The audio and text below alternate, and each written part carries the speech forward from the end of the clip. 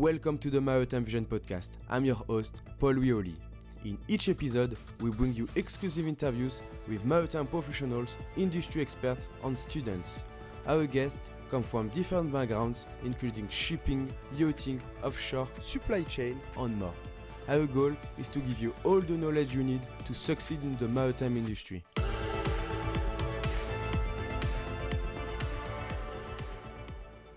Hello everyone, welcome back to a new podcast episode. And today we are joined with Arie Palmers. I hope I pronounced in a good way. Yes, you did. Perfect. Hello.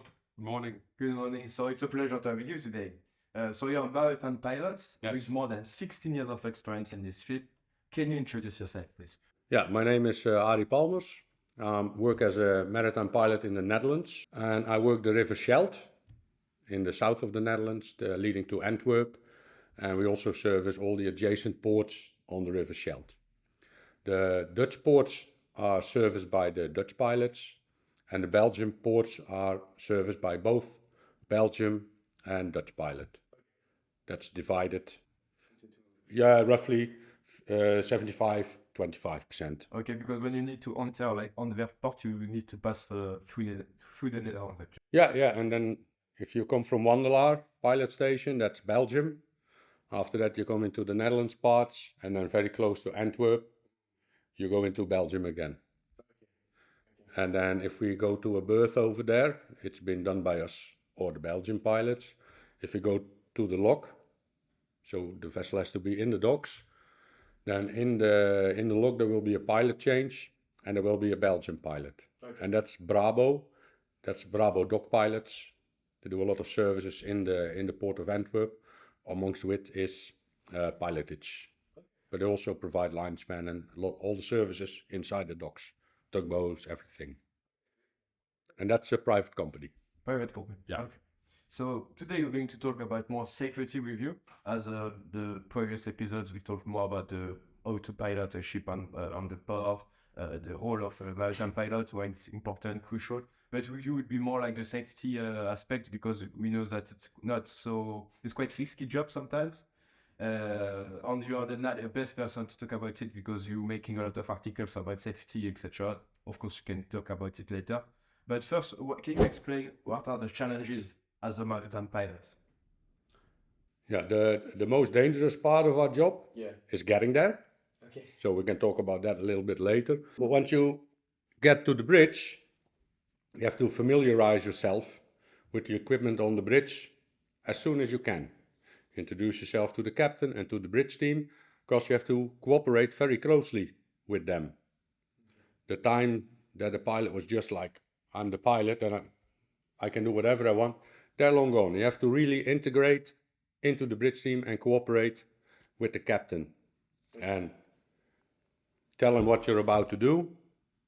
And if you've done something, also tell him. Explain, keep explaining, keep talking. Because the language we use on the River Scheldt is Dutch language. Dutch or English, but we all speak Dutch also with the tugboats. So it's very important that you always relay to the captain and the bridge team what communications you are doing, because otherwise it's like, what's this guy doing now? And then they can't check you anymore, because you have to check each other all the time. And you have to challenge each other. Also, when you give an order to the wheelman has to be your friend right away, because you talk with him all the time. And if you give an order to the wheelman, he always repeats the order and then he executes. And also you listen when he repeats the order, and you look at the rudder indicator of, if you say starboard 10 and he repeats starboard 10, that he doesn't accidentally put the wheel to port. So then you say the other starboard. So again, I have some confusion between. Yeah. That's why you always have to. That's basically all it takes. You have to check each other all the time, and also with all the equipment we have, like our PPU, portable pilot unit, and the ship's ACDIS and the radar, and of course the big 3D flat screens. You look outside, eyeball Mark 1. You continuously check if they're all doing the same. And if one is off, then something is wrong. Okay. And I always say, if you think all is going well, you're probably overlooking something. Okay. So that's a very important part of our job, integrate with the bridge team as soon as possible and have a good master pilot exchange. Okay. Some have checklists and some just tell you all the specifications of the ship and the bridge equipment, the radar, rudder, the draft, the speeds, everything. Because that's important, because you're maneuvering with his ship, basically. So the master pilot exchange, that's basically the basics of the good pilotage. That's where it starts. Communication. Yeah, and if you don't get it, ask for it. Ask for it. Very interesting. Okay, quite interesting. So that's the first big challenge, like communication. You need to have this very clear. Because you meet people from all over the world, all different cultures, and every culture has its own specific things. So it's very important that you match in with them. What kind of challenges we have except communication? Yeah, the most important. You mean getting on board, for example? Yeah, for example. Yeah, the most dangerous part of our job is getting to work, commuting. If you go to work or to school, you might get hit by a bus on the way, but in general, nothing will happen. No. You came here by train, safe. Yeah. We are transported by our own vessels to the ship that we have to pilot, and then we basically climb on board the same way as the pirates did a couple of 100 years ago, by a ladder made of manila rope and wood. There's a lot of technology going on ladders, but the basics, climbing the side of a ship to reach the deck, that hasn't changed in a couple of 100 years. Okay. Which is funny with this pocket is like you don't have any, like, rappel, you just climb it and you depend only with your arms. We climb unsecured. Exactly, unsecure, but that's my question. It's not like climbing. On my LinkedIn and on the Dangerous Ladders group on Facebook, every once in a while there are people coming with the idea that we should secure ourselves. Yeah. I mean, first go on board the radar and then start putting the safety, because accidents is always like at the beginning, no? When yeah, or when you're halfway up. Yeah. In this case, if you have this safety. But suppose you have two ships. They're moving independently of each other. Yeah. And with 2 meters swell, it can get really rough. Now, suppose they lower some harness or a wear harness and they lower a safety line. I click in, and then the pilot launch goes down in the trough of a wave. And then I'll be hanging. Yeah. Or if I'm coming down the ladder and I want to jump into the pilot boat, on smooth seas, it's easy. But when the weather is really bad, you have to really time your moment. When the launch is on the top of a wave, that's the moment you jump into the launch. The guy in the launch counts you down. He says 3, 2, 1, stop. And then you have to stop and start looking at the launch, because he can estimate how high the launch will go on a wave. If you jump in the launch with a safety harness, the safety harness will do its job, and you're hanging in the air again. So that's why we climb unsecured. And as you can see on my weekly ladder misery, over 50% of the ladders have deficiencies in one way or the other that have to be corrected. Oh, wow. Can be either an old ladder, or there's stuff wrong with the rigging, or with the additional equipment that's used around the ladder. So then 50% of the ladders I see in front of me are rigged the wrong way. But then I would have to trust the same people who rigged my ladder the wrong way to rig my safety line. And it's not that the people on board of ships don't want to do their job right, but in maritime colleges, there is no training about pilot ladders. Okay. They always say, yeah, you will learn on the job, but eventually there will be nobody left anymore to teach them how to do it the proper way. Okay. So quite often, if I see the rigging is wrong, I'm on my knees on deck, showing them the rolling hitch. I can do it behind my back with my eyes closed, show them all the time. And then the next time you come on board, it's perfect, because every seafarer wants to do his or her job to their best abilities. Nobody wakes up in the morning thinking, today I'm going to do a real shitty job. Everybody wants to do their job the best way they can. And if you help them to do it right, yeah, they will do it right, of course.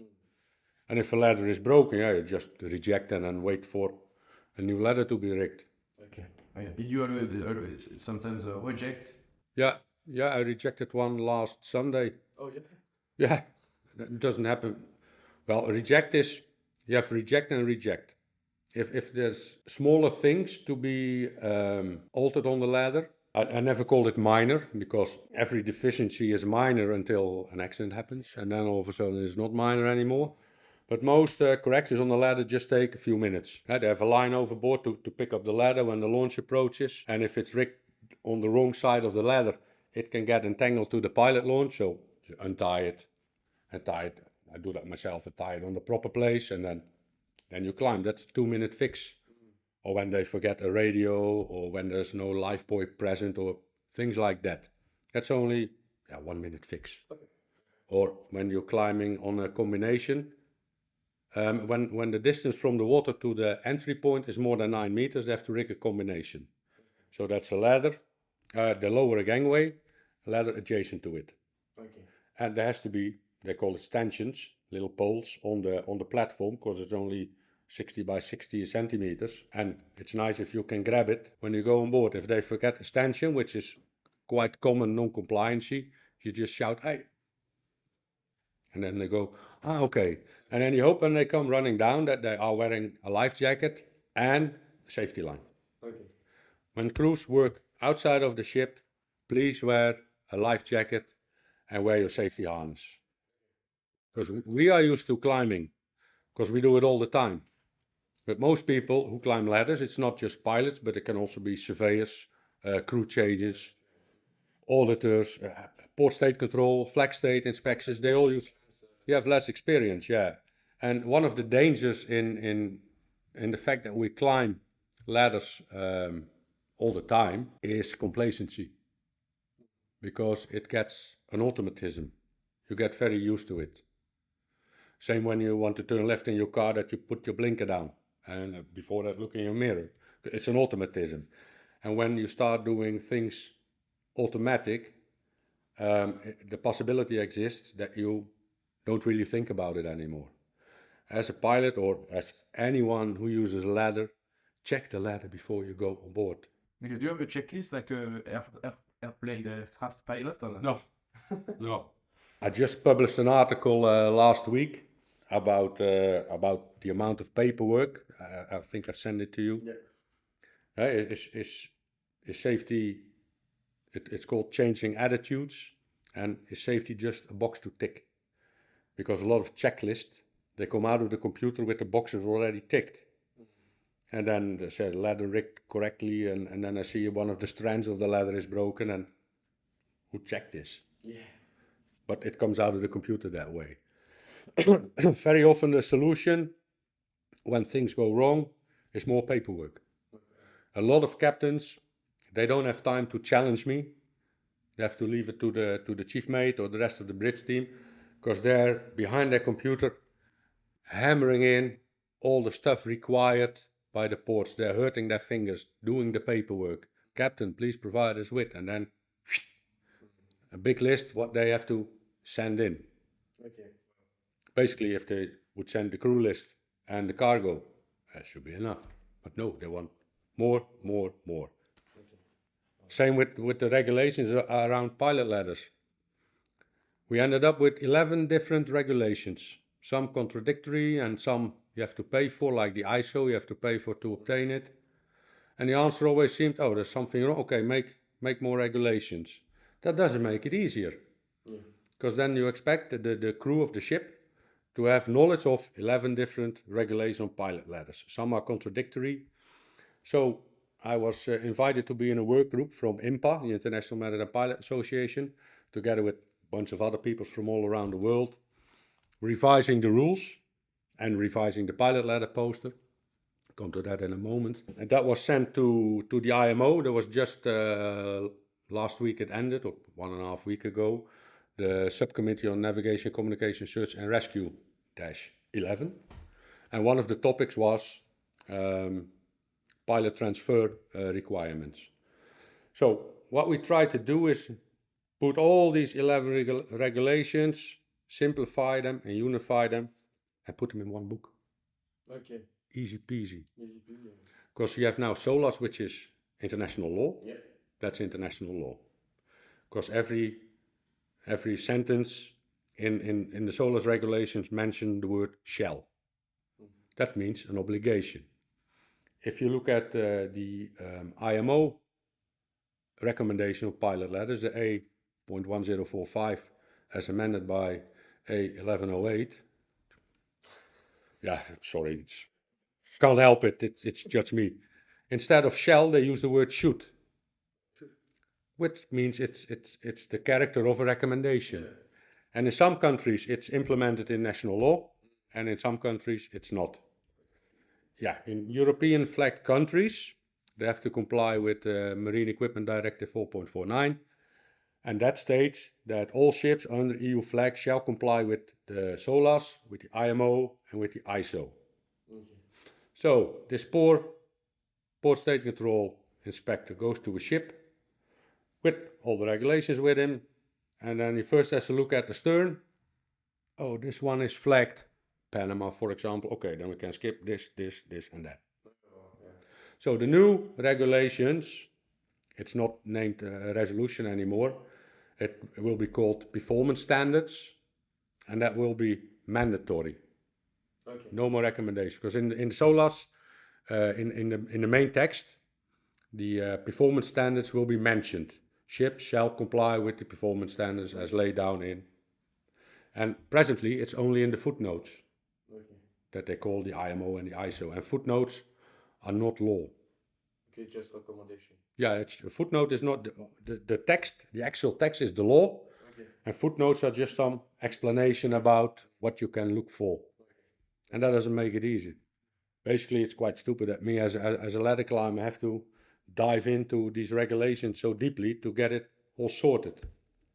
So that's done. It went through the IMO, and in December it has to go for approval. Okay. Because everybody could come with amendments and shoot at it, and they came with the final text. Okay, this is the final text now, and so everybody goes back to his member state with, look, this is what I have now, and then it will be approved. Same for the poster. I wrote an article on the poster about 5 years ago, 6 years ago, because there were a lot of errors in the poster. And the deck crew on board, I don't expect them to go deeply in regulations. They look at the picture. Oh, it's done like that on the poster, so I'll do the same, and then it will be okay. So they do as depicted in the poster, and then they bump into me in the launch shouting up that things are not right. And then the guy's like, because there are differences between the poster and the text. So we tackled it all, new poster and new regulations. Okay.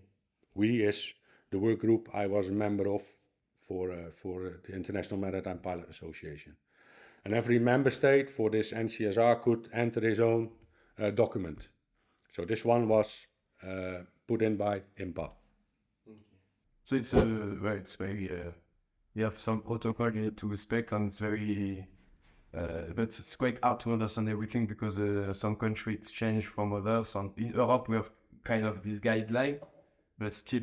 Yeah, it can be different in other countries. Yeah, because that's also because the rules were not clear. So a lot of countries and ports started making additional rules.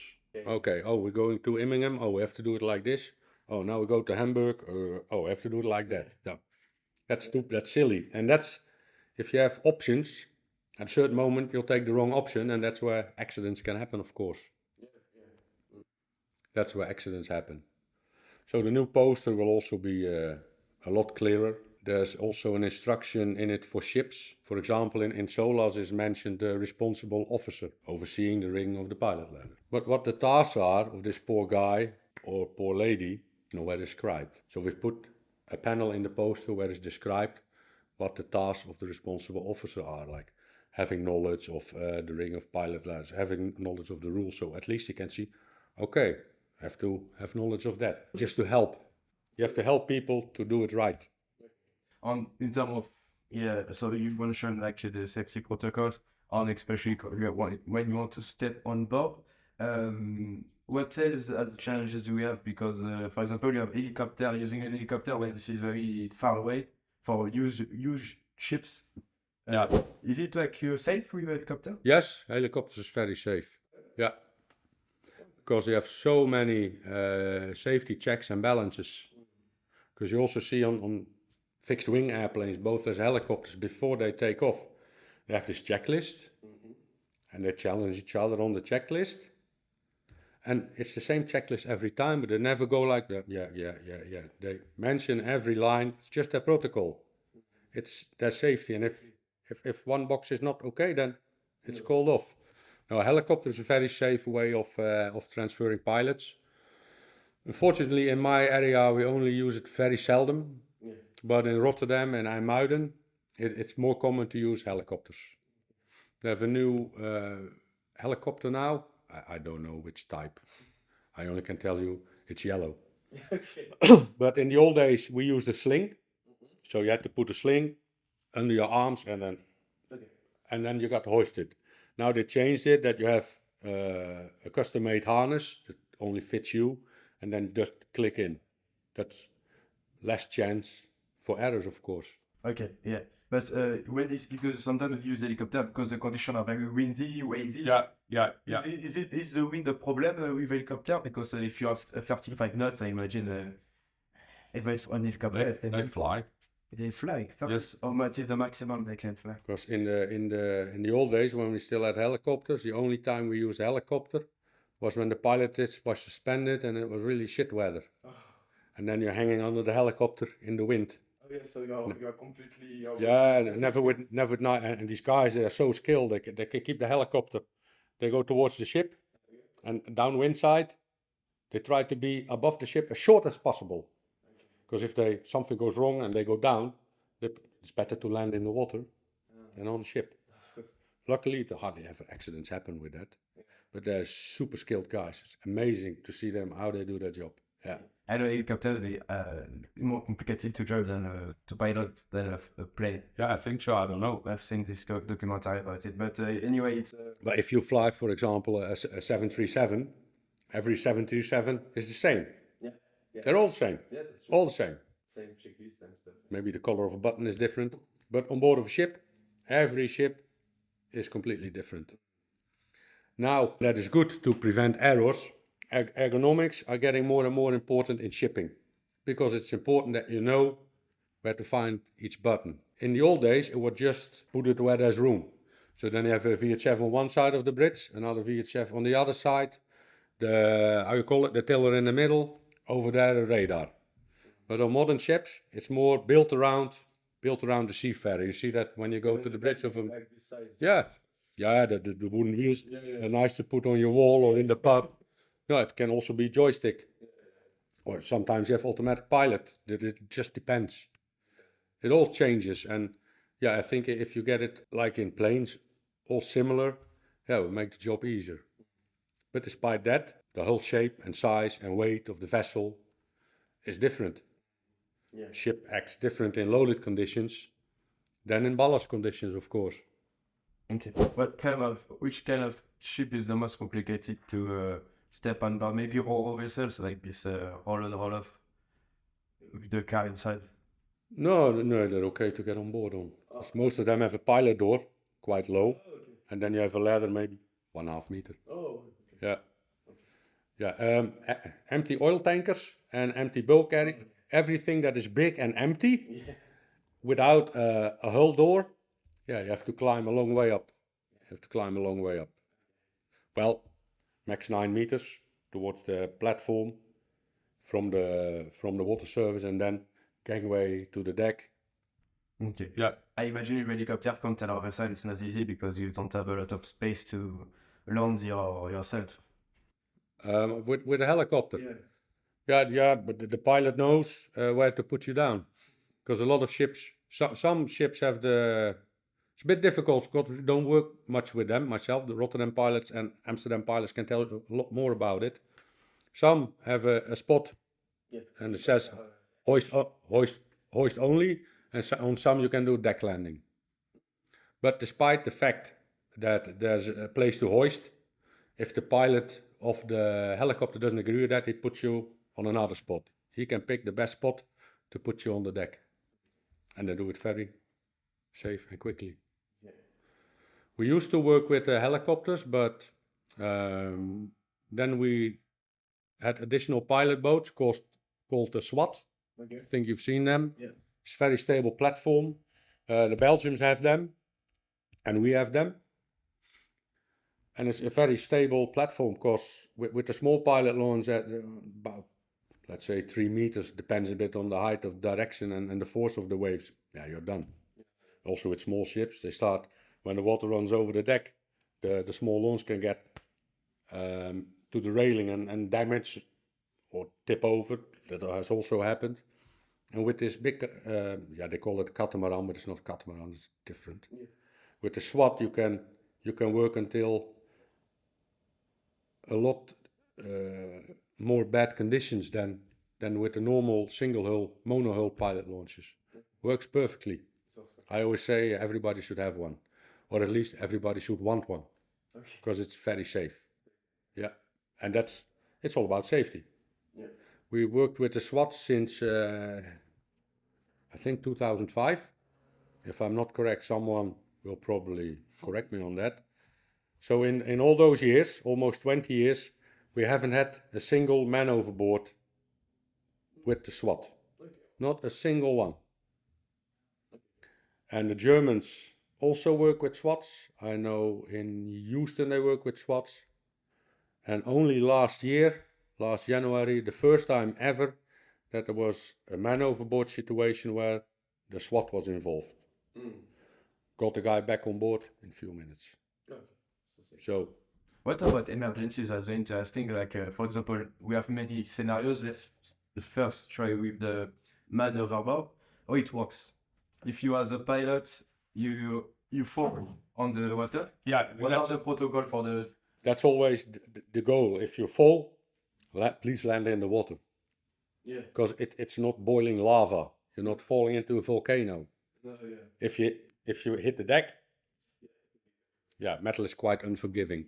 During the training of the pilots, we do with a dedicated crew of pilot launch, and myself and my colleague Koen, we do a 2-day training. 1 day in the classroom, where Jamie Röring, who works on one of the pilot boats as a skipper, he tells a lot about the fleet we have and all the specifications of different launches and how they operate them and how they approach and everything. And I talk about pilot ladders, obviously. Then we go to our training vessel, the Mercure, from Loonstra, the company. We charge that for the education. They also do maneuvering with that, to train maneuvering, and they make a big thingy on board where they can rig a pilot ladder. So then we approach with the launch and then climb on board and climb down to teach them the tips and tricks of climbing ladders, just the basics. And I post that on LinkedIn every year, and there's always someone who says, yeah, you should do that with 3 meter swell. And I then always say, yeah, but each course starts with lesson number 1, and this is number 1. So we do that in the morning, and then after lunch, they put on emergent suits, and they jump in the water from the pilot launch, where my colleague Koen is as a rescue swimmer also. He has the immersion suit, and the Mercury is standby vessel, just in case. So there is a risk, people going overboard, but we do risk assessment, of course, and when we have a rescue swimmer and an extra vessel standby, as safe as can be. They jump in the water to experience what happens should they fall in the water in real time, what happens and how they will be rescued. Okay. There's a big rack on the back of the pilot launch, they lower it, and they guide you towards that and then get you out of the water horizontally. The system and about the... Yeah, we have this system. So then the victim, the casualty, that's all. the guy, the wet guy, can be taken on board horizontally. Okay. Is Because it they learned that somewhere in the 80s with the Herald of Free Enterprise, a big accident, tipped over, Yeah, I've heard this. and they got a lot of people out of the water. But they put them on deck vertically, and then 1 minute later they looked them, gone. Yes, because the They put it on the deck of the rescouche. Yeah. Okay. Yeah. Vertically. Yeah. They will. It was a air condition and stuff. Yeah, I always want to come home vertically, not horizontally. But should I fall in the water, I want to be taken out horizontally Oh, yeah. because otherwise your blood vessels, due to the cold water, they start squeezing and blood retracts into the body. And if you stand up, the blood goes down and off you go. That's why I have to be taken out of the water horizontally always. And every country has different systems, and they all think they have the best system, and we also think we have the best system. But it works for us. Is it propeller or jet? It's jet. That's for a reason. No moving parts. Okay. Yeah. Yeah. So that's for safety. They have it, or it's for efficiency. It's both, but it consumes more fuel than a propeller boat. Of course, but So it's good for maneuverability. Yeah. Because you can swing them all around. Yeah. You can go sideways. Yeah. It's amazing when you see those skilled guys doing it. Joystick. Yeah, it's really nice how they do it. And you have no moving parts. Because the draft of a pilot launch, it's not so big. If you have a big vessel and the propeller is 12 meters underwater, well, you won't get sucked down. Yeah. On even That's what we also show. First we throw in the doll, Okay. just to show them that you will not get sucked into the propeller, because the propeller is too deep of the training vessel. But with a launch, with only a meter draft, and you're in the water, then it can get tricky, of course, when there's a propeller. So most of ship it's propeller. Yeah, they're all propellers. But it's dangerous for you because it's very deep. But if your ship is like a tanker, an empty tanker, the propeller is very low. In the Yeah, if you see the top of the propeller, Yeah. when we call it making whipped cream, no pilot launch likes to be close there. Yeah. That's why it's in the regulations, in the recommendations, that the pilot transfer, the pilot boarding point should be in the mid-half length of the ship. Then if you fall, you have time to. What is the first reflex you should have? Going away of the vessel or just? Yeah, the first, that's what all the people say who fall in the water. The first, what they do when the life jacket inflates immediately, they push themselves away. But during a pilot transfer, vessel doesn't proceed with full speed, of course. Speed is lower. Also, that's the reason why we do the training. It takes 2 minutes and then you're back out of the water. So I was very proud last year. I said to the Australians, if a guy falls down into the water, we have him back in 2 minutes. And the Aussie said, no, that's too long. I said, why? They said, the crocs and sharks will have him before that. I said, oh yeah, that's true. You have animals over there that like to eat people. No, we don't have that over here. So, and 2 times already a guy fell overboard quite shortly after the training they received by me, Koen and Jamie and the other guys of the launch crew. And he said exactly the same happens as that we were taught in the training. So you know what's going to happen, and that's good. And it takes you 2 minutes to get out of the water, because the launch crews train that all the time. Okay. We have 3 guys on the launch. Okay. A captain, a navigator, and a decksman. And most of the times they can change, they're interchangeable. During your job, in what kind of scenario do you have the most? You are quite stressed, not very, quite this peak of adrenaline. Not scared, but you find it a little bit. Yeah. Technical breakdowns. With the ship or The ship, Oh. that's what your heartbeat goes up. The engine breaks down. Yeah, but if you're going with 40 knots, you're always going somewhere. Vessel doesn't stop. But during pilot training and experience as being a pilot in our specific area, you very well know where you can go and where you absolutely cannot go. Last Sunday, I've put it on my Instagram, a vessel in front of me lost propulsion, and the pilot was very calm on the VHF. He said, we've lost propulsion, keep the other vessels away. And very slowly he went to the levee. He managed to reduce some speed, probably by the rudder, hardport, but that's my assumption. And then when the speed was like around 4 knots, he dropped the anchors. You cannot drop the anchors at 10 knots? Yeah, you can drop the anchor at 20 knots if you want. but then people will die. That has also happened. Die. Yeah, if the anchor chain, it breaks away from the holding point in the, how you call it, where they put it? Well, the chain locker, chain locker, in the chain locker. It breaks away and then it smashes over deck. And if you're in the path of this chain, it's finito la musica. Okay, but first you need to. It's fin de carrière. You need to call the crew so you could everyone on board. I mean, inside. Yeah, but you don't drop anchor with that speed because it will break away. Doesn't do anything. Yeah, you make damage to the vessel. If you have low speed, then you can drop the anchor Okay. to help stop the vessel. And the vessel just ended up with his nose, with his bow in the mud. Tide was rising, so 2 hours later, engine was fixed again, and they managed to get off on their own with their own power. There were tugboats all around to, when necessary, to assist, but he managed to take her off, and then they take her into the port for hull inspection to see if the watertight integrity is still okay and then engine okay. Well, then it's all fixed and then you're good to go again. Technical malfunctions always raise certain amount of stress levels. The best trip is a boring trip. Those are the best trips. You don't want excitement underway. No, That's true. because that's also one of our jobs. It's to guide and guide a ship safely from where you board it until its destination, safely and as swift as possible. But also a task of us is to protect the environment doing that. If you run a chemical tanker in the rocks and the cargo spills, there will be no more fish swimming in the river for the next 20 years. So that's very important. That's an important part of the job. Yeah, in the North Sea, you have this big pressure because it's high traffic sea. Yeah. Accident can quickly happen, and the sea is very. Yeah.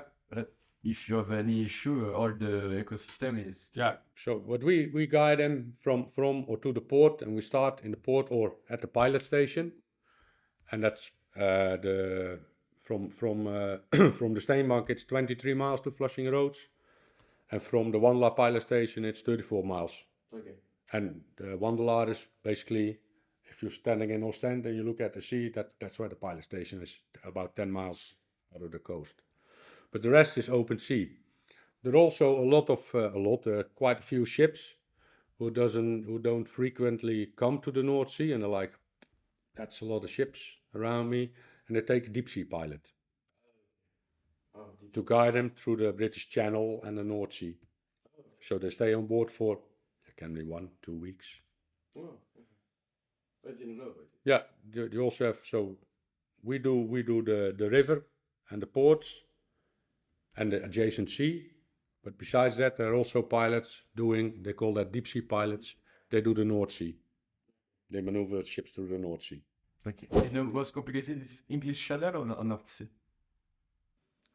English Channel was, when I was still doing shipping, the English Channel was always like heads up and Yeah, because it's very narrow and a lot of ships. a lot of ships, ferries crossing by, fishermen. It's really busy. You have the traffic separation scheme, of course, as by rule number 10 in the regulations, but it's challenging, of course. And I know from the ships that I pilot, the captains very often say now from the pilot station until we reach the channel in about 5-6 hours and get some rest. I think 95% of the captains are on the bridge, but when they pass through the channel, just to assist and help and challenge each other to do that in a safe way, because it's really busy over there. Very busy. Okay. I wanted to ask you. Oh yes, do you have stress regarding weather or not? Like when it is very windy, with a big amount of swell waves. Yeah, you're always more on edge Mm-mm. when the weather is bad. Mm-mm. And the strange thing is, when the weather is bad, hardly ever something goes wrong because everybody's on edge, and things tend to go wrong by boarding earlier when smooth seas. Then everybody's like, what can possibly go wrong? Oh, yes. But when the weather, you always look at the weather forecast, because I sleep in a holiday house in Zeeland when I'm doing my work week, and when they call me and I feel it's moving a little bit, I'm like, you might get some salt on your pants. Yeah. But they have the procedures for boarding and disembarking, because the pilot boat goes really close to the vessel, right behind it. So the launch will be in the water for a very short time. And with big ships, it's very well possible to make a really good lee. So that you don't have the waves on your side. If you're on the other side of the vessel, it's a lot less. It's a lot more uncomfortable. So do it as safe as possible. Side of the waves or opposite side? No, because Downwind side. Okay. Down the wind side. Okay. If the wind and the waves come from the starboard side, or straight from the bow, then turn the vessel. So then you also sweep the sea a bit, and that's the way to board them. But at a certain wave height, then it's just, it stops. And that's up to anyone in the launch can say, no, this is not safe anymore. We're done. We don't have Rotterdam has helicopter. how it works if you don't have it, if you just the ship doesn't go to the port territory. No, then they have to wait. With the ships that we can service with the catamaran, we can work until about 3.5 meters. With the small launch and smaller vessels, because they also move more aggressively, small coasters, it stops earlier. But the bigger ships that we can service with the SWAT, we can keep going for a lot longer. Okay, thank you, Arie. I think I asked you all the questions. Okay. If you want to add something else, you can do it. Feel free. Yeah, I think you. please stay safe out there. Yeah. And keep coming back vertically and not horizontally. Okay. Okay, Thank you. thank you. Thank you for listening and watching this episode. We are looking forward to bring you more insights from maritime professionals, experts, and students. Do not hesitate to follow the podcast on Apple Podcasts, Spotify, and YouTube. Your support means a lot to us and helps us to bring you more content.